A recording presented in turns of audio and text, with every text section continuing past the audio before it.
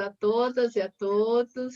Eu sou a professora Cleise Marinho, coordenadora do programa de pós-graduação em Psicologia do Desenvolvimento Escolar. E hoje nós temos o prazer e a honra de estar com o professor Jaan Valsiner, importante teórico da psicologia cultural na contemporaneidade, dando seguimento à nossa série de webinários internacionais com pesquisadoras e pesquisadores que se disponibilizam a estar em diálogo conosco. Então, para assumir a coordenação da atividade, eu vou convidar a professora Ângela Branco para os seus cumprimentos, para a apresentação do nosso convidado e para coordenar o webinário. Eu registro aqui também o fundamental apoio da pesquisadora do nosso programa, a Luciana Dantas. E welcome, Professor Jaan Valsiner. Feel at home. Please, Angela. Seu microfone, Angela, está fechado. Hello. Angela, seu microfone tá no mudo.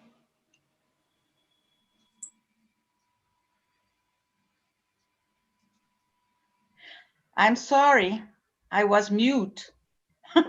Okay, so first of all, I'd like to thank Dr. Jaan Valsiner. Thank you very much, Valsiner, for accepting our invitation to participate of this webinar. And also, hello, everyone. You're all welcome to Dr. Valsiner's presentation entitled Development as Sustained Improvisation. This webinar is an initiative of our graduate program in developmental psychology and school psychology at the University of Brasília, here in Brazil. Dr. Valsiner will speak for how many minutes he needs to, okay?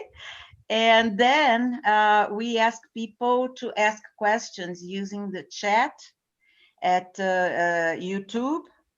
And then Luciana or myself, we are going to send him these questions so that we can start a debate, a discussion on his ideas. So let's listen to Dr. Valsiner, and thank you very much, Valsiner, and everyone who is participating of this activity. So thank you for your nice welcome words, and thank you for organizing this webinar. It is really a nice celebration of our collaboration, which now goes on for 30 years. My memories of my first arrival in Brasilia in 1990 are very vivid. The great pleasures of working together in University of Brasilia over many years have always been with me. University of Brasilia is the only university in the world that has given me office space to the extent that I wanted, which amounted to a little chemistry laboratory of very large size. That when we really needed it, nowhere else have I got that space in years to come. So Brasilia is has very special place in my heart. Now, today's presentation, unfortunately, says nothing new. However, it has very much new. This seems a paradox to say that, but you will see that very soon, because the particular issue at stake is very old. It's old for the science of developmental psychology, and it is also old for us. Inventing the notion of sustained improvisation leads to a question: what is improvisation and why should it be sustained? But I would add to it something that comes over the last 30 years as a permanent theme in many of my efforts is a focus on the importance of the open end. This argument is very strange and actually very difficult. It is strange because in sciences, especially those of psychology kind, we do not like open ends. We want to close them all as much as possible. And yet development is necessarily an open-end phenomenon. It has a general structure. You can kind of expect that all representatives of Homo sapiens develop over the life course in a particular way, but how exactly they develop is totally open. And that is a notion of the open end. That is a notion of the constant improvisation that happens in human lives. This is a theoretically very difficult question, as I said, and it has been difficult for 30 years. The scheme you see here is very old. It actually was developed by me in 1989 in a particular conference in Utrecht in Holland. It is a confusing one because it indicates both development focus, the focus on study of development, and focus of any effort of education exactly in the same place, which is in between clear state A before and clear state B after. It seems very straightforward. Development can be studied or can be influenced only when it is not yet there, or what is exactly happening, when it's exactly developing, when the development is in the process of actually transformation. So the stage of transformation, the liminality between state A and state B, is very central to understand any aspects of a development, as well as any possibilities of educational interferences that we very much talk about most of the time. Yet, this is not the theme that you find in child-adolescent psychology very widely. You find just the opposite. You find the study of looking at stage developments from A to B rather than what is in between. Liminality is not the major theoretical domain in existing developmental psychology, but liminality is exactly all development. All development is liminal. All development is between what was and what is not yet. This was well known in early developmental psychologists 100 plus years ago, but this knowledge seems not to be present easily all the time. So there is an interesting intolerance of conceptual ambiguity that you see in psychology, that we expect phenomena in psychology to be rigidly structured, whereas actually they are non-rigidly structured. This is a point I want to make, and this is probably the main point of today, which I make based on old and already much used schemes like this one. I have been using that scheme for 30 years and nobody seems to take it seriously, which is a nice indicator of you can have a very high possibility to speak and very low possibility to be understood. Well, this Jaan tried. He ignored his research assistant assignments in 1918, 1920 in a Parisian suburb. He was given the task to standardize British intelligence tests for French school children, but he was a rebel. He decided that something else is more interesting. He started to look at the processes of mental actions by children using the intelligence test items. But then he became famous. He started smoking a pipe and stopped being developmental, although he is presented in all developmental psychology textbooks all over the world ever since. So he was sitting actually on the shoulders of a giant, this particular giant, who back in 1895 got the Royal Danish Medal for one of his major monographs, Social and Ethical Interpretations of Mental Development. This giant was a very small one, 1.60 meters in size, but a very big one in ideas. This giant did something which up to now is impossible.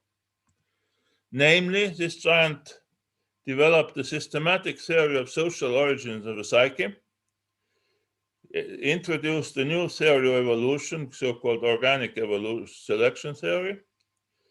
He introduced the main focus on how development takes place, not by trial and error, as in learning theories you would assume, but by trying and trying again, which redirects the error from being a damaging outcome to being a motivating outcome for the future. And most importantly, he made an effort to develop the notion of genetic logic. And this is exactly the unfinished effort, which unfortunately nobody has carried further. Yet, as I want to point out today, with another scheme which was very strong implications, is that it is exactly the latter, the genetic logic, the developmental logic, that Baldwin left unfinished, that is absolutely necessary to be finished in order for understanding development at all. This is a second old scheme that has been already through different writings of mine, but again, a scheme that seems too complicated, although it is actually very simple. All logic, classical logic, that was the gold standard for all science, more or less up to the beginning of 20th century, was basically that of transitivity. Transitivity is a basis for all logic, which implies a formal relationship. If P is dominant over Q and Q is dominant over S, then also P is dominant over S. So to say, this gives us a trajectory X in this particular scheme, which ends with S. PQS is the end of the trajectory. So there is no maintenance of the existing system. There is only a structural order, hierarchical order, PQS. Now, the notion of intransitivity, that in philosophical quarters of European kind has been around since 1770s, 1780s, implies that the particular relationship has a circular or cyclical character. When P is dominant over Q, Q is dominant over S, then S is dominant over P. This gives us this trajectory Y, which guarantees that particular processes characterized by intransitivity are circular processes, they are cyclical processes, which you find in our biochemical buildup all around, namely in order to maintain our open system bodies and open system phenomena as open systems, you need the cyclical maintenance of exactly the whole system. You cannot let the system simply be organized by a transitive logic. It has to be an intransitive logic. Now, intransitive logic has not been put into psychology's research practices in any of its background. Although it is quite obvious that as long as psychologists deal with self-maintaining phenomena, with these self-maintaining phenomena, our adult selves, our efforts of psychotherapy clients trying to improve themselves and failing, and so on, these are all dealing with cyclical phenomena where intransitive logic fits, and transitive logic does not fit. And now, when we come to the notion of what logic fits development, this is a tribute again to James Mark Baldwin. It is what I call now a post-intransitivity condition. This is the one that is necessary for development. This is a trajectory Z in this scheme, namely that PQS dynamics leads at a certain moment to the breakthrough, to a rupture that introduces a new part into the system. And there, it is only there. It is only in the case of Z where development happens. Before that, development has not happened. Before that, we have the maintenance of an open system in the case of trajectory Y, but we don't have any development in the system. Now, that means that under certain moments, the existing cycle has to break. by some conditions that leads to the development of trajectory Z out of trajectory Y. Otherwise, it will not be possible to see development happening. This, I would claim, comes at the intersection of two catalysts: autocatalyst, some catalyst that comes from the system itself, a byproduct, and allocatalyst that comes from the environment. So the development is open to the interplay of the systemic outcomes of the self-maintaining system, PQS, together with some input from outside. Nothing new. We have talked about nature and nurture all the time, but we have not given them much elaboration. So the rupture and the question of rupture repair becomes central for development. So development is actually an act of rupture repair, reconstituting a particular rupture, in Piaget's terms, disequilibration, into a new version of the system. It is catalytic and not causal. That means environment nor the inherent characteristics of the system do not cause anything, but they catalyze a particular breakthrough in some particular moments in the cycle. And of course, this can happen, the rupture can happen in any parts of the cycle. It need not be written the place I have drawn it here. At any place of the cycle, you can have this rupture with similar consequences of innovation of the structure of the developed system. So the rupture repair can be monotonic. It can lead to pre-generation of a new pattern, tensional or dialogic negotiation. You will see that especially in psychotherapy processes where there's a high tension in therapy room between client and the therapist, dialogically trying to negotiate the potential better life of the client, very often failing, of course. And last but not least, the notion of dialectical. Reorganization after the rupture takes the form of what philosophers call dialectical leap, and which psychologists say we do not understand any of it. This is one of the difficult divisions between philosophy and psychology that has happened by the 19th, 20th century. Part of it is, of course, that the dialogical and dialectical perspectives have not been very central in psychology. The dialogical notion comes into being in the late 20th century. Dialectical notion has made an effort back in 1920s in the Soviet context, as well as in 1970s in the American context of lifespan developmental psychology. And on both cases, it has failed. Or to be more exact, it has not been carried forward. It has not been innovated. It was simply taken as a philosophical tradition, applied to psychological phenomena, but not in a way that would develop the tradition further. So this is actually an example from the very beginning, 1794, Johann Gottfried Fichte, which I have given again, an old scheme that illustrates the development of innovation and rupture, development of new form, based on the particular interaction of two parts of the same system. This scheme has also been around some years, and again, its complexity seems very high, although it is a very simple scheme.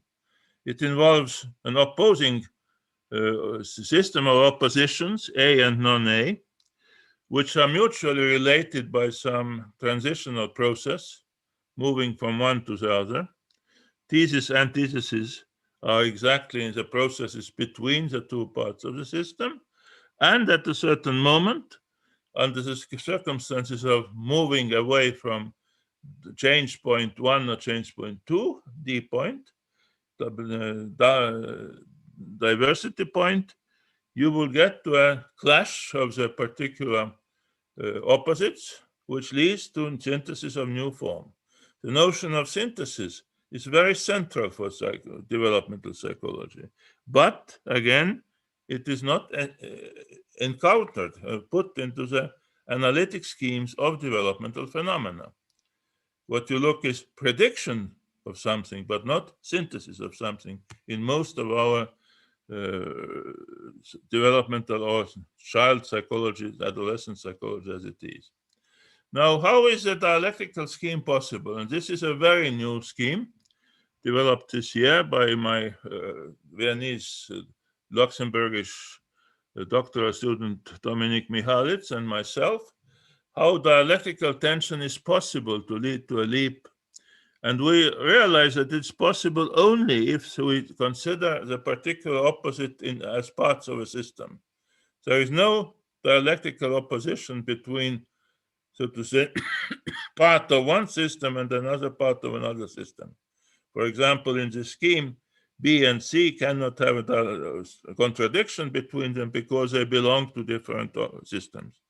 But in each of the two systems, A and B and C and D, can have a contradictory relation, which under conditions of dialectical leap can lead to new system, which may, for example, include the previous two.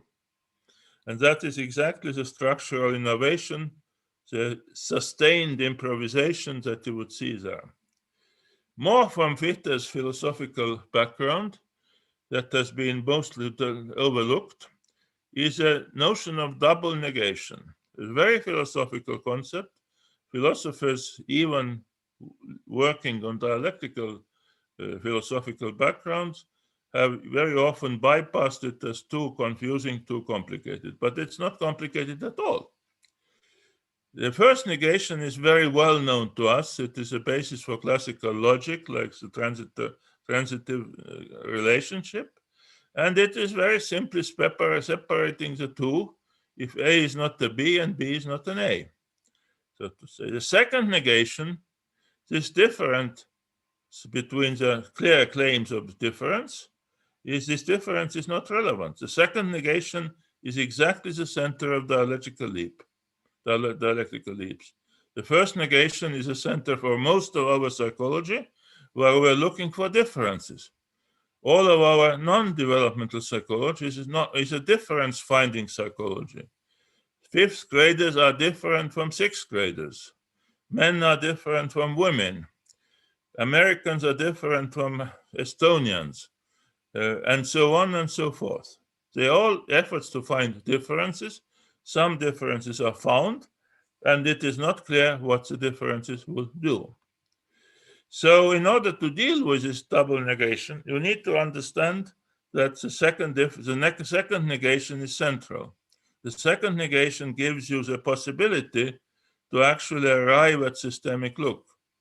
So for example, men are different from women and women are different from men, would be the first negation, yeah? A man is not a woman and a woman is not a man. If this is a result of thousands of studies of gender differences in empirical psychology. They try to find out that there is a gender difference. They find some, stop. They don't find some, also stop. But the question is, if they find it, what is it functional for? The second negation of the found gender difference means that it doesn't matter. And indeed it doesn't matter, because both men and women enter into something called marriages and families. They make families, they established their particular systemic relations, specific contradictions inside their own couple, specific dialogues, and sometimes these dialogues break into some new versions. So now I come from the developmental side to the semiotic dynamics of development that organizes development. So my basic claim has been over the recent years, very simple. All development in human case is organized by sign, and all human psychological development, not biological, of course. And the signs that are organizing it have two functions. They have an immediate organizing functions for here and now, in the present, and at the same time, they have a forward-orienting, open-ended role to operate as catalyst for the future. This is a scheme that you see also basically only in my versions of cultural psychology, which emphasizes irreversibility of time. In the irreversible times, there is no return to the previous state. Therefore, anything that happens here and now necessarily may have some impact of some form for the future. So the claim is that the sign operates here and now, as well as sets up a meaning relevant for the future. And that meaning is approximate, it's not fixed, and it is also, its role would be catalytic. So this is the same scheme in a slightly elaborated way. The particular experiential process in the past has led to the development of sign 1 to regulate the present moment. For example, a critical emotional moment, so to say. And instead of emotional explosion, you actually see silence, because the sign 2, which regulates the 1, stops the explosion, and instead of that, we have only silence. This leads to the future catalytic function of what I call hypergeneralized anticipatory sign, which sometime later in human development starts to play the role of a catalyst. When and where that happens, we don't know, and nobody can know, because nobody can know the future. But the idea is that most of our activities here and now are organized exactly to set up these hypergeneralized anticipatory signs when they may become needed in the future. The very simple example of that, which comes from the very beginning of my interest in environmental and child psychology, ended up in 1985 in this little book on accident prevention, children's accident prevention, is a good illustration here. We all are interested in children's well-being. We try to avoid accidents with them. But accidents do not tell us when they come. They happen. Hopefully they won't happen, but they do happen. So what can parents, educators, and others do in order to prevent accidents with the children? They start giving meanings to specific events in everyday life, which regulates the immediate everyday life event, and at the very same time, send hypergeneralized message to the future. This might be dangerous. Be careful about it. Feel that this might be dangerous. Hypergeneralized signs are signs of feeling, not of wording. So, for example, a child is operating with a very sharp knife, here and now. The mother takes the knife away and says, no, this is very sharp, it's dangerous. At this moment, the child's possibility of cutting oneself with a knife is impossible because our knife is taken away. But the message, this might be dangerous, becomes hypergeneralized for some indeterminate future. So this is a solution, and here is a summary of my claims. Development can be understood in post-intransitive process, that is the scheme number 2 you saw. In the human case, it involves sign mediation in irreversible time with approximate structures, which are hypergeneralized nature of possible futures. And all of this happens in a catalytic rather than causal world. So none of these points in it by itself is anything new, but the combination of them, even using some very archaic schemes of my own, may lead us to some interesting discussions, which I'm now very happy to participate in. So thank you.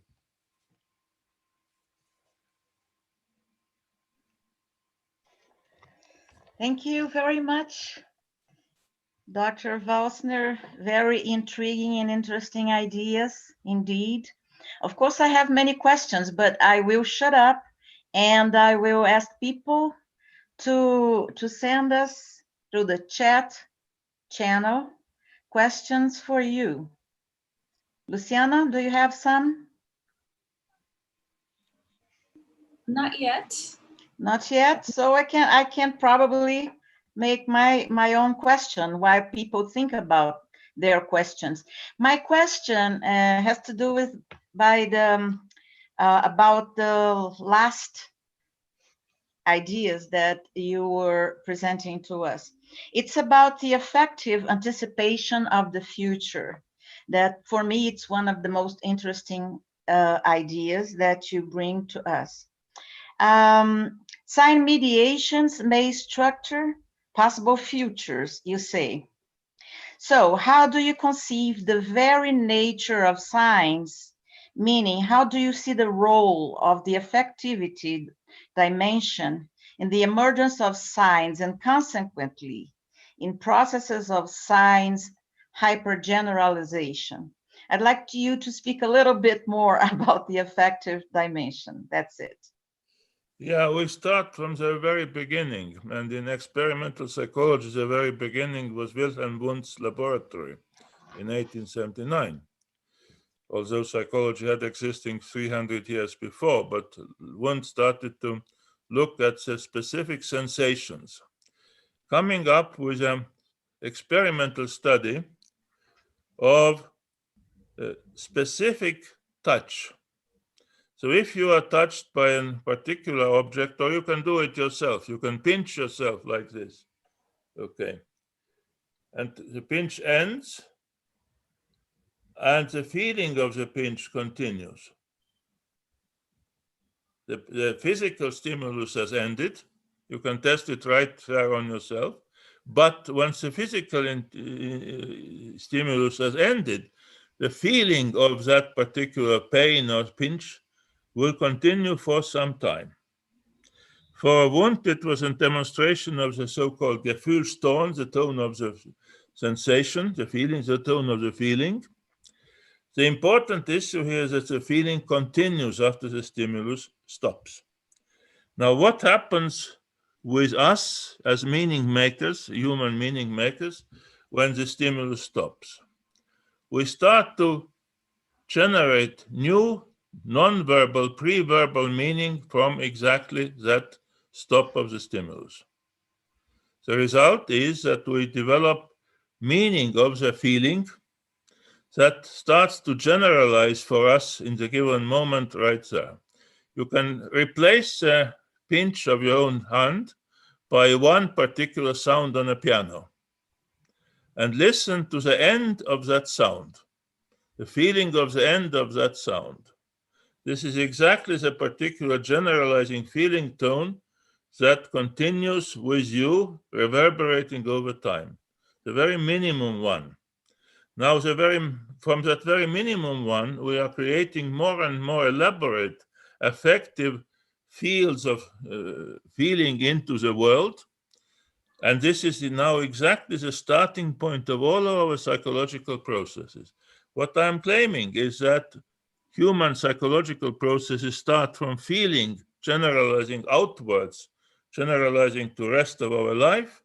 And then at certain moments, the cognitive processes start to regulate the feeling, not the other way around. In the traditional cognitive world, we have seen it's the other way around. We have the specific cognitive functions to which feelings are attached, and the feelings are kind of an error or noise around these cognitive processes. I am claiming exactly the opposite. Feelings are the very starting point of our generalizing aspect of affect, from the very first stimulus to the listening to Beethoven, if you want. And only after that, the cognitive processes start to organize, regulate, sometimes suppress all of these feelings as they are. So, and then, of course, in the very end, in this, you get the kind of hyper generalized feelings that are oriented with open end to the future, to set up the stage for the future in terms of affective relationship to the world, anticipatory affective relationship. And this is exactly the notion of expecting something to happen, which is of some feeling tone, positive, negative, ambivalent, before it happens. That's anticipation, the role of anticipation by signs. And the signs are affective, not cognitive. Mm-hmm. Thank you very much. I have here a couple of questions. Then the next one is from, it's by Linus Paul. And he asks, does this mean that we have to accept the dialogicality of our lives and handle the ambivalence?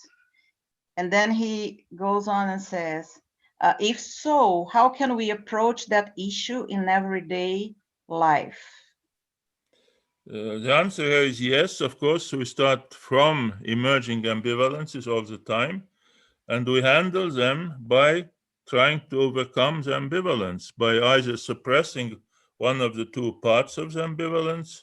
If I'm ambivalent about A and B, I either suppress A or B, or I find the solution C that comes out of the ambivalence or the particular tension between them. And that would be exactly the kind of sustained improvisation of my part by developing a notion C that goes between B1 A and B, overcoming the ambivalence. Again, usually ambivalence is seen as some confusion between different aspects. I am confused between A and B for some reason. What I claim is that ambivalence is a necessary condition that comes out of sign mediation. The first ambivalence is between the particular experience I have, if you remember the first scheme of the sign role, the sign entering into experience, between the experience itself and its particular designation by a sign. The sign claims this experience is this, but you feel different. And the tension is exactly that. So ambivalence is a regular emergence in everyday life, which is very quickly overcome because we learn to overcome it. Sometimes it is very difficult to overcome, then we linger on in overcoming it. Ambivalence is already given by the asymmetry of past and future. Past we can know by some aspect of living through it, no nature of future we don't know. So the irreversible time, the time structure past, present, future brings us a necessary ambivalence as a center of development.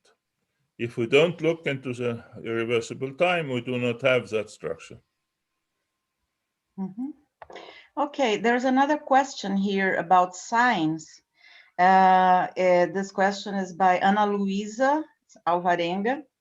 She asks you, she wants to know if the emergence of signs is conscious and rational by the person that produced the signs. No, not rational and not conscious. It emerges as a particular mental invention on top of a particular experience. That is what makes it possible for music, for example, to carry meaning without any verbalization. The musicians will not be able to verbalize what they play in music. The composer cannot verbalize what the music means, but the music becomes not only meaningful to the composer and the players, but also for people 200 years later. So, rationality is an invention that is post-affective, so to say. Okay, there's another one here by Floor van Alphen. I wonder whether you can tell us a little more about your notion of improvisation and how it hooks into your conclusion. How do you arrive at improvisation from your three claims? Well, I will have to go back to the sharing, which I do.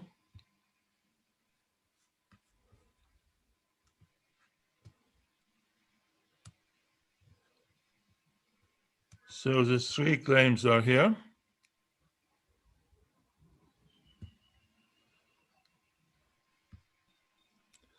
Okay. First of all, improvisation is an absolutely necessary condition in this post-intransitive process of development. I will take it down further. The approximate structures are exactly the aspects of improvisation, what produces improvisation.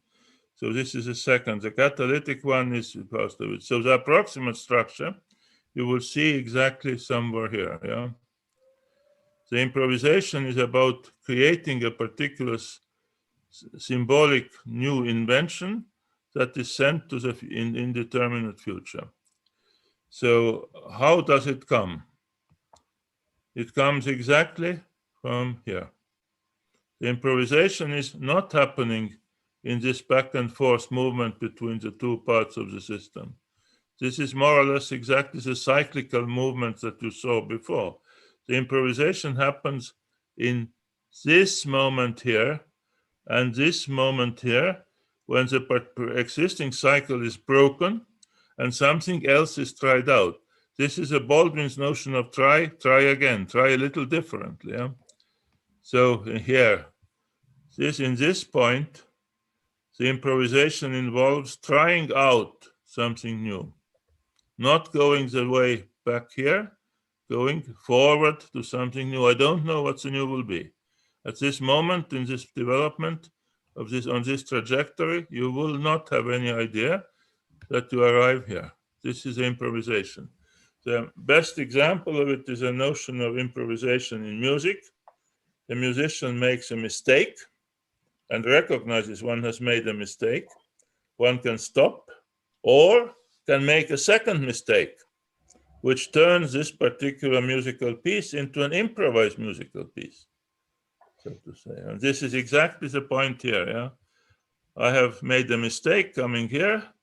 I know that, and I make a second one to continue. And I create a new version of a very well-known tune, starting from my mistake. Mistake can be very improvisingly productive.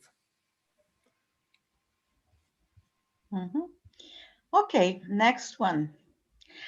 Do you see other ways in which catalysts and signs may acquire emotional values without express directions, like adults saying what is dangerous, or direct experience?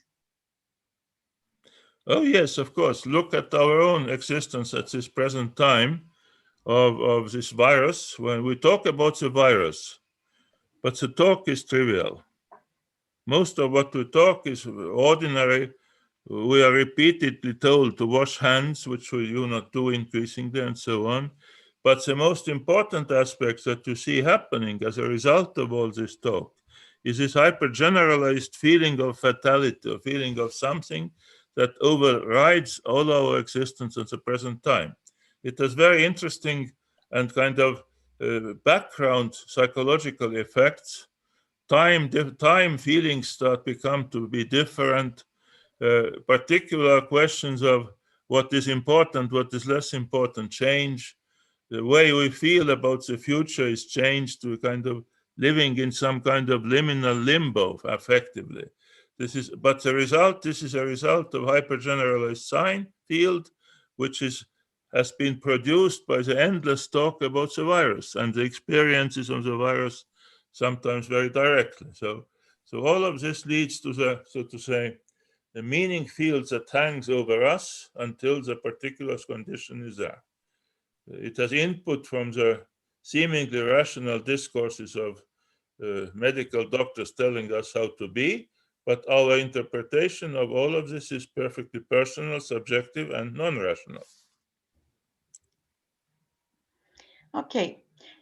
Thank you, Jaan. And now Gabriela asks you, how can we apply this idea of development into learning a foreign language? Would motivation be a catalyst? And then she goes on and she asks, can improvisation be seen as part of the development process of foreign language speaker? Yeah, if you are a person learning a foreign language without any teaching of foreign language, then improvisation is an absolutely central for your learning of the foreign language. That reminds me of the time in Brasilia when I went out to give a lecture in English and ended up giving a lecture in very primitive Portuguese over 2 hours, so to say. But I really had no plan. I came there, but I looked at the people in the audience and I said to myself, I cannot speak English here. And I started in my primitive Portuguese, and I continued equally primitive Portuguese, and I continued, and somehow the 2 hours went by. And I even didn't notice that I was not speaking English anymore.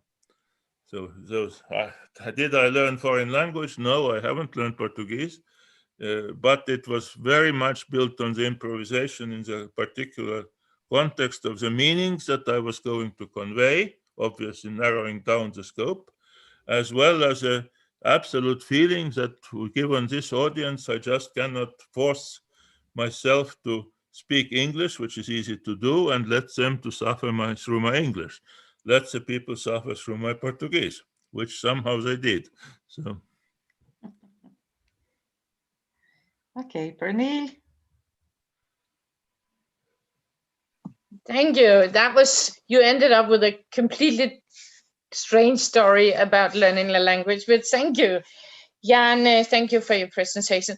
The last schema you had on development, could you put it on again? And I will try, whichever it was. Yeah, the very last one, your new invention here. I like it very much. The new one. Yeah. New one. Yeah. The new one is this one, I think. But no, not that. This one. Yeah. Yeah, okay, this one. Yeah, this is actually pretty new because this comes from my work of one of my master students here who studies silence. So you see the silence there. My question is, no, hang on. What is there below there? There are the three sort of lines, isn't there? Below that one. Wait, let me put it bigger. Yeah. Come on. No, this is not. Yeah, precisely. No, this one. Yeah, that was what I was looking for. I couldn't describe it. I'm sorry. Okay. But I think that what this does very convincingly is it points out sort of the epicenter of novelty. Yes, it's true. Mm-hmm. But you say in your next slide that this is about development, and I'm just thinking that I see this as the epicenter of where novelty is generated. Yes, exactly. But you also taught us that novelty goes together with remaining in the developmental system. Yeah, but if you look at it this way, you look at the maintenance of PQSP cycle. This is a maintenance of the steady state on the basis of which particular novelties are tried out. Yeah. Some of the novelties, in the sense of equilibration, which are tried out, say here, in the rupture point, end up re-equilibrating into the same structure, the same cycle. But some others will now break out into the trajectory Z and develop the whole structure new. And this is the progressing equilibration a la Piaget. So, and allows us a dialectical synthesis of a new system. The new system takes over control of the old one. The old one is not denied. The PQS will stay, but they become now subordinated to a new controller, which is now still the question mark up there. Yeah, great. Thank you. Angela, may I ask one more question? Okay. Thank you. When you started with James McBowen, and I was just thinking that one of, as far as I haven't read it all, Jaan, but some of his major claims is this feed forward logic that through persistent imitation, right? Yeah, well, unfortunately, Baldwin did not follow the feed forward notion very clearly. He could have. It's a very good question you raised, because he moved in the developmental direction very systematically. Although the notion of irreversible time was very clearly available to him, he did not put it into his logical scheme. And the result of its logical scheme remains essentially unfinished. But somehow it's a little bit what you're doing here. Yes, and exactly. Yes, and then I just thought about what you would say if we say that there's a sort of a feed-forward system, and in which include a feel-forward system. You're also talking about a feel-forward system. Yes, I am. Yeah. Yeah. I am Well, talking. I was just thinking about feel-forward and feed-forward. Yes, feel forward and feed forward. We feel forward in order to feed forward. Yeah. So he does say something about it, but maybe not very clear. Yeah, well, this is a problem with all of the previous theoretical efforts. They all get to some level of clarity and then they stop. And then they do not make the next step. And then we are lost in some sense as they were. They were trying. And of course, not everything worked out as by the end. So that's, we treat past theories as if they are finished, but none of them are finished or were finished.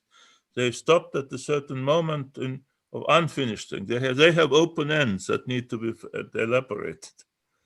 And we treat them as textbook cases as if they are closed ends.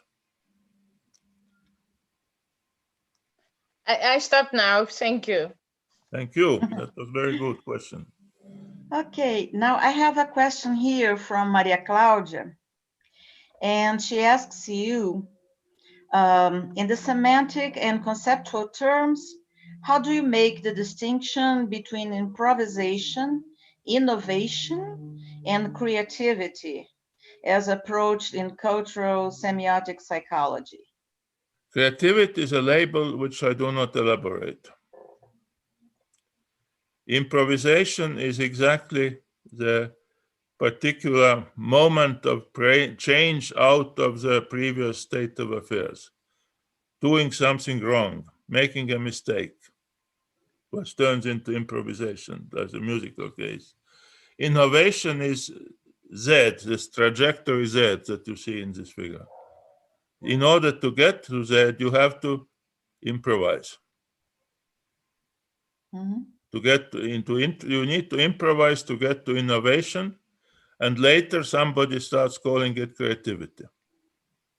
Mm-hmm. So you see that study of creativity as such is a very difficult label to use to study anything, because you don't know what to study. If you want to study creativity, you need to go back to study improvisation. And improvisation is always linked with some particular process of innovation. Improvisation, innovation, and some particular process of doing something different. That's trying something again in Baldwin's terms.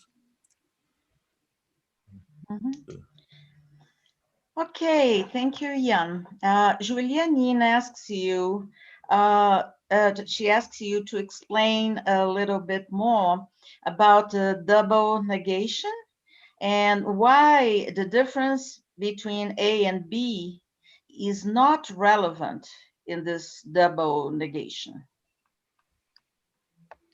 Well, difference between A and B is not relevant if we use this scheme, because A and B are members or become members of the system X. The difference is there. I call it an inclusive separation.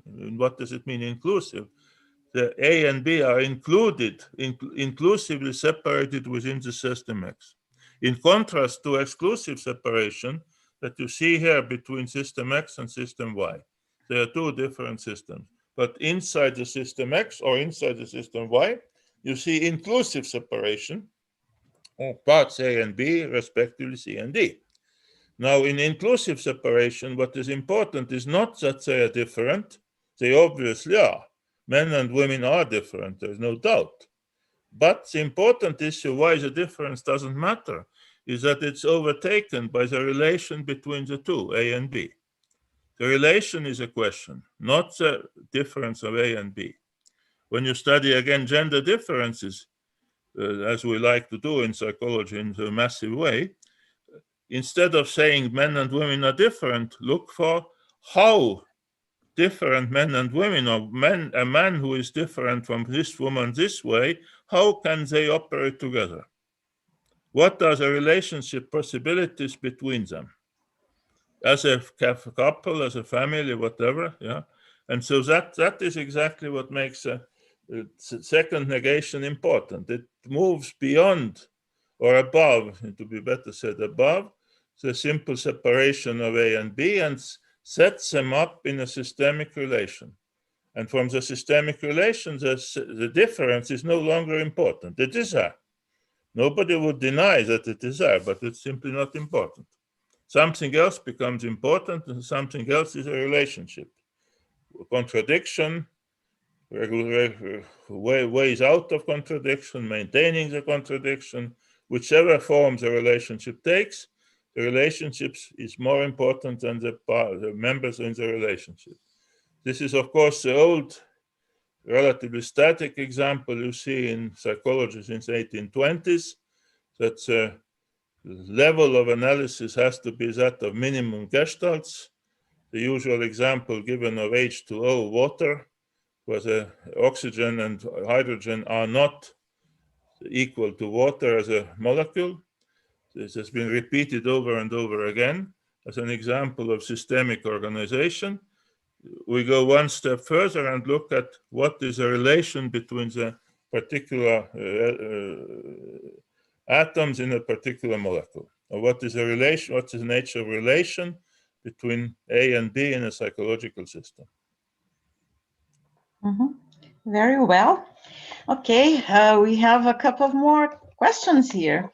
One is, your answer to a previous question got me thinking. Do you see consciousness and rationality as having an effect on process outcomes, or is it post hoc to what we do and think? A hard question.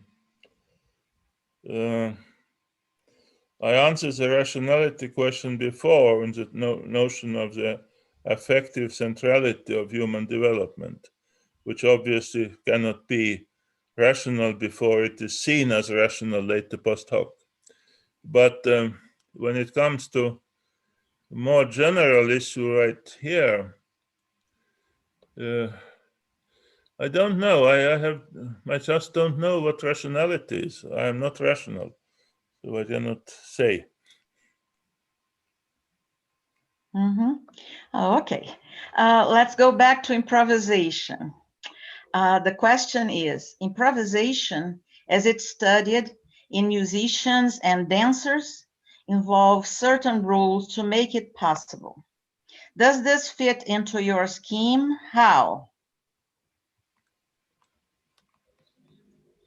Well, there was a scheme that Pernilla liked.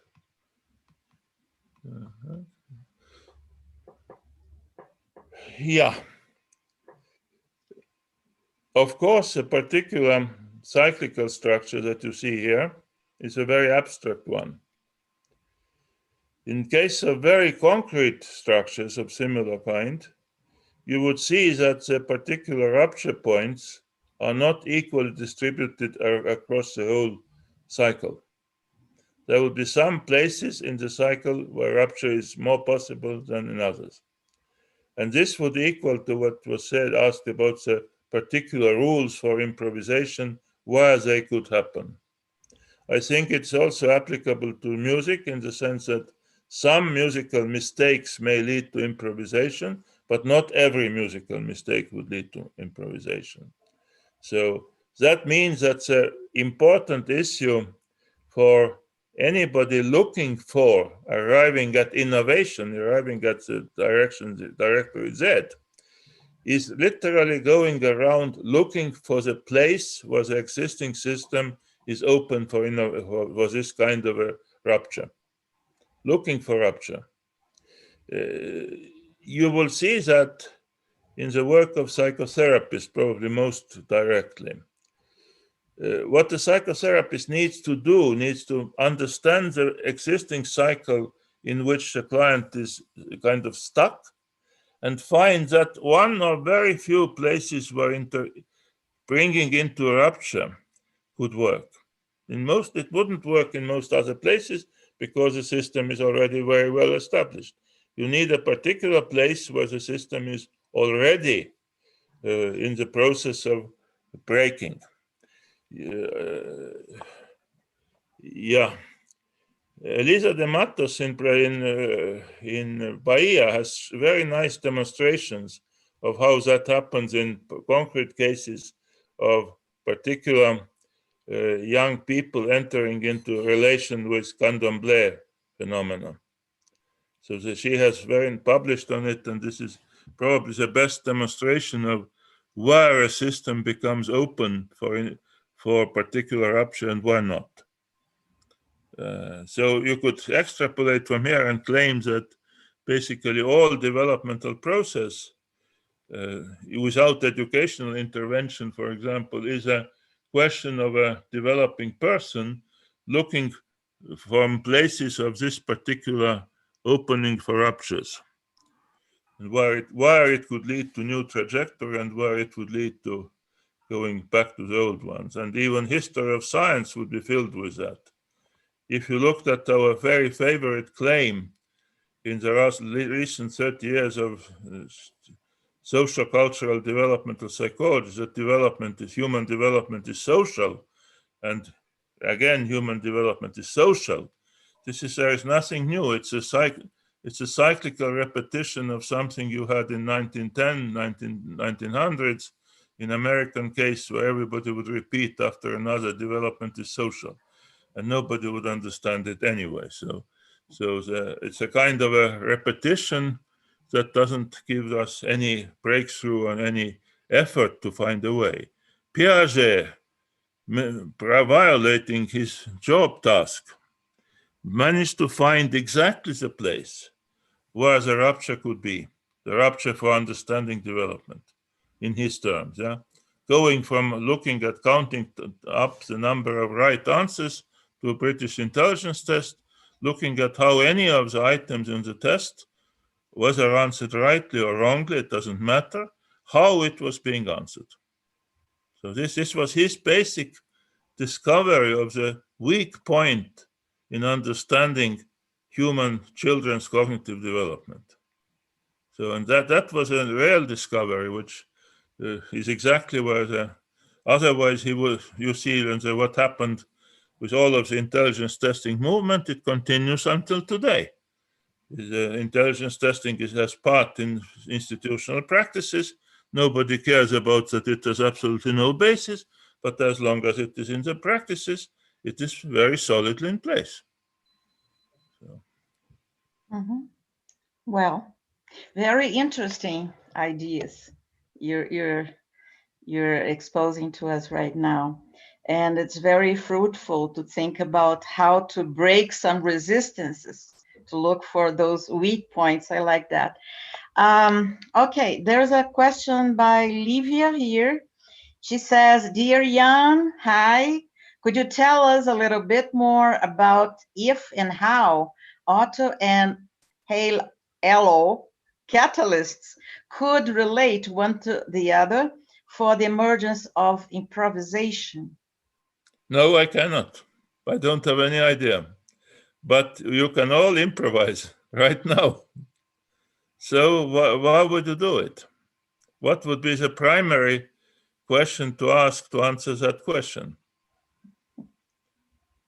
For example, maybe the primary question is a dominance relationship. Maybe the primary question followed up is a question of block or non-block of one or another autocatalyst. Would a particular block of an environmental influence, allocatalyst, makes a rupture impossible, even if the autocatalyst is there? So I am ready to make a big change in my life. I tell myself all the time, I am ready to make a big change, but the circumstances are not there, so I don't make it. So this is but you are exactly right. If this scheme is taken seriously, then the whole issue of development becomes analyzable as a relationship between autocatalyst and allocatalyst in concrete terms. What is there that makes the particular cycle ready for change, or coming out of the cycle itself, that is autocatalyst, and what is there to make that possible from allocatalyst or blocked. So no surprise that so much of our socialization efforts in childhood are oriented towards developing for the children, by the children, in the children, by internalization, or by them, particular moral codes. Moral codes are exactly the allocatalysts turned into autocatalysts that start to regulate the possibility of this transition, this particular rupture. And very much of many aspects of these moral codes are those of restrictive nature. Don't do that. This would be not nice to be. You cannot do that because you are a girl, for example. These are all allocatalysts that are hanging around in the particular girl's environment, for instance, and blocking the desire, for example, to change something in her own life. I cannot do it because the circumstances don't allow it. The circumstances are not there. They are simply hanging around by the meaning system of you can't do it. One of the important issues of Baldwin's move was the emphasis on try and try again, in contrast to trial and error, is that error is an allocatalyst, stop doing it. Yeah? Try again is autocatalyst, keep going, keep trying again. You see that in athletes. Athletes are the ones who fail most of the time. They necessarily fail because there are competitions, but only one wins and the others lose. Yeah?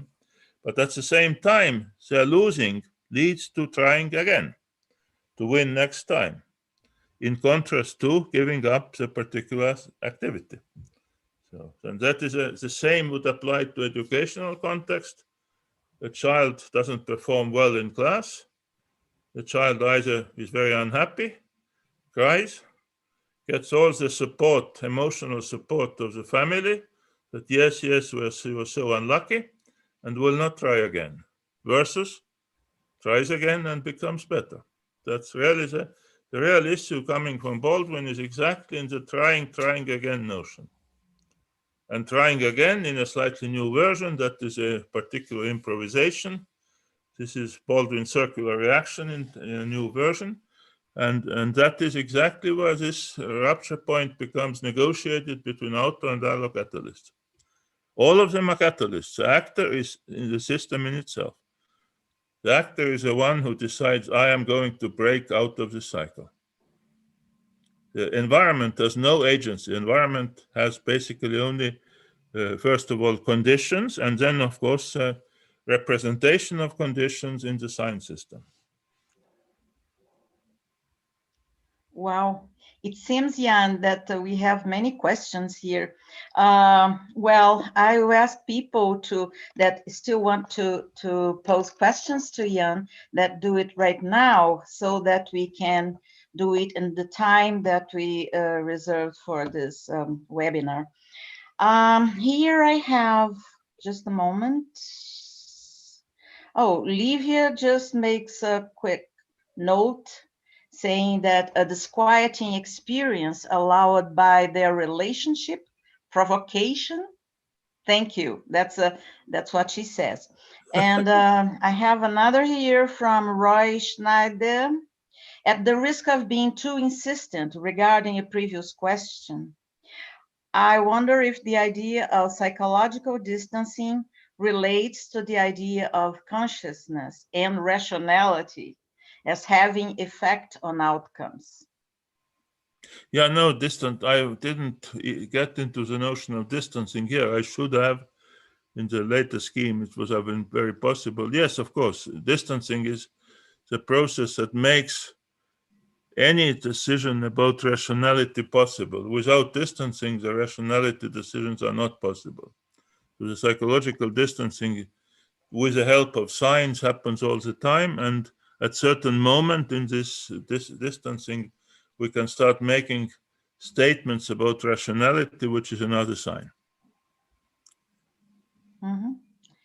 Okay, we have Maninha asking you, Jaan, can we say that we have shown, that you have shown how improvisation becomes a catalytic sign, present but referring to the future, that guides the flow of development towards the future? Maybe. If you put everything together, probably yes.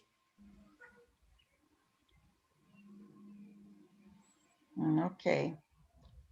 I don't see any more questions here. Luciana, do we have more questions? I have a question. Okay, so you do that. You pose your question. Yeah. When you say that signs are affective and not cognitive, could you say a little bit more about that? In what sense do you say they're affective?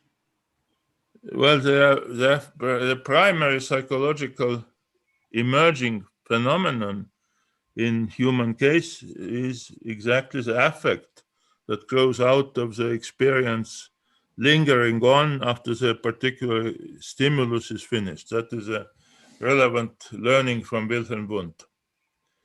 That and his very simple laboratory experiments.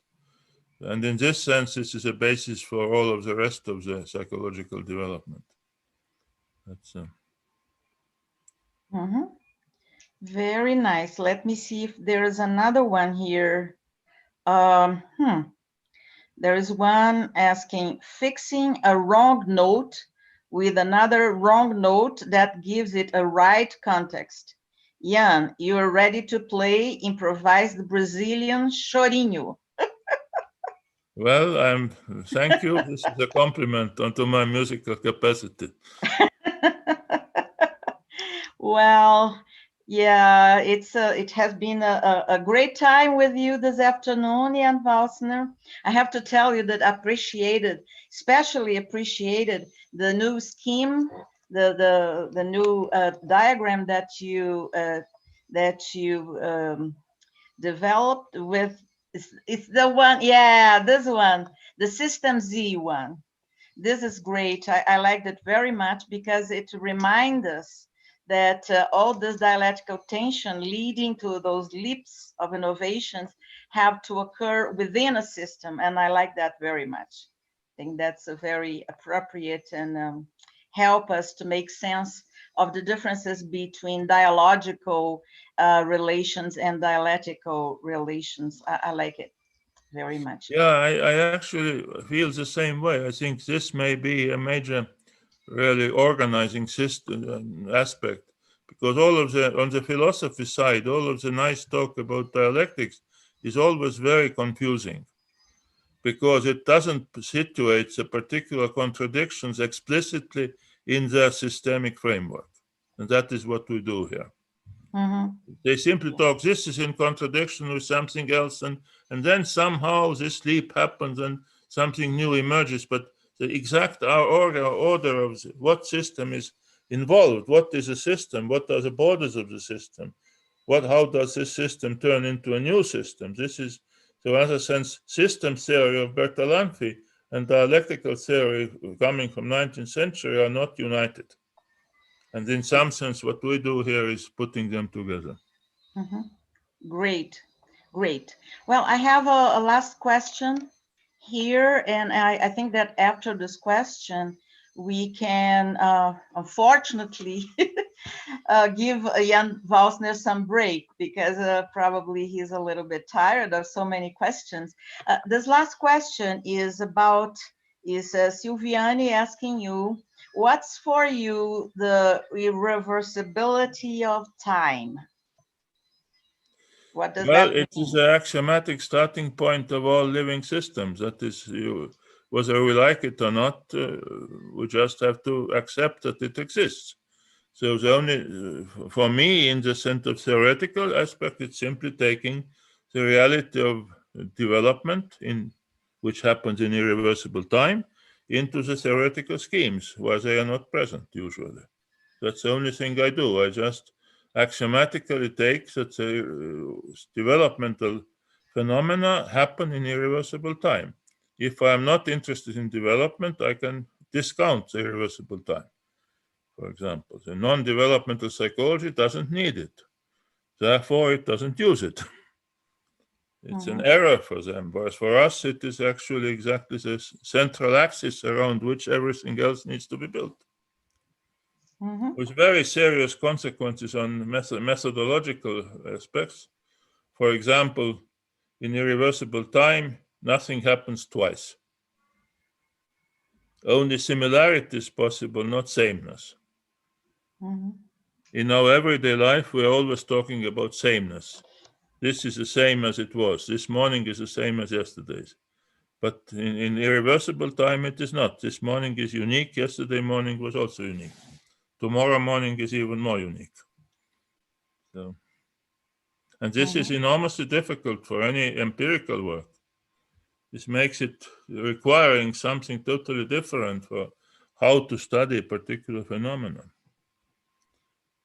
So it's when you solve Baldwin's question, we immediately open many other new ones. So that's irreversibility of ideas. Yeah. Because sometimes people are a bit confused with the notion of psychological time and thinking that this doesn't. Well, it seems Danilo is asking a question now. Okay, Danilo, this will be the last one. Danilo asks you, the scheme of double negation looks very similar with the diagram of dialogical multiplication. I would like to discuss both together and see how it works. I would like that too. Yes, me too. I guess we all do. Jaan Valsiner, we would like very much to thank you for this wonderful, for us here is this afternoon, for you guys it's evening, but for us, we are still here under the sun in Brasilia, warm weather. And thank you so much for your thoughtful thinking, very inspiring for all of us. And we hope that we will have other opportunities like this one, hopefully. What do you think? Thank you very much. They were very good questions. I have much to think about now and will be doing exactly that. So thank you. And I look forward to future contacts. Brasilia is one of my favorite places, as well as all of Brazil. So that's very good to hear that, Jaan. So thank you, everybody, also. And see you next time. See you next time. Yeah. Thank you. Thank you very much. Thank you so much. Bye-bye. Bye. Thank you. Thank you, Jaan. Thank you.